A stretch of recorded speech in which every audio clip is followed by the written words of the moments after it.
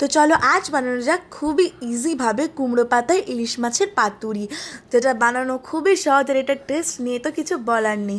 যারা এই পাতুরিটা এর আগে খেয়েছেন তারা অবশ্যই জানেন যে এটা খেতে কতটা টেস্টি হয়, আর যারা জানেন না তারা আজকে রেসিপিটা ফলো করুন, বানাতে পারবেন। তো প্রথমে এখানে আমি ইলিশ মাছে আগে থেকেই নুন হলুদ মাখিয়ে রেখেছিলাম। এবার এর মধ্যে আমি 2 চামচ সর্ষে, 1 চামচ পোস্ত, 1 চামচ চারমগজ, 5-6টা কাজু, 4টে কাঁচা লঙ্কা বাটা দিয়ে এটাকে ভালোভাবে মাখিয়ে নেবো। উপর থেকে সামান্য পরিমাণে হলুদ গুঁড়ো, লঙ্কা গুঁড়ো আর 1/2 চামচ ধনে গুঁড়ো দিয়ে ভালোভাবে এটাকে ম্যারিনেট করে নেব।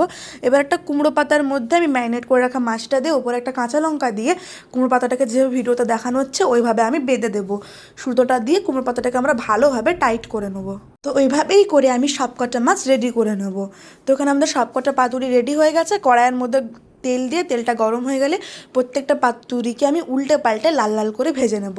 পাতুরিটার একটা পাশটা ভালো ভাজা হয়ে গেলে আমি উল্টে অপর পাশটাও ভালোভাবে ভেজে নেব। তো এইভাবে লাল লাল করে ভাজা হয়ে গেলে পাতুরিগুলোকে আমি তুলে নেব। তো এইখানে আমাদের ইলিশ মাছের পাতুরি একেবারে রেডি। তোমাদের রেসিপিটা কেমন লাগলো আমাকে অবশ্যই কমেন্ট করে জানাবেন।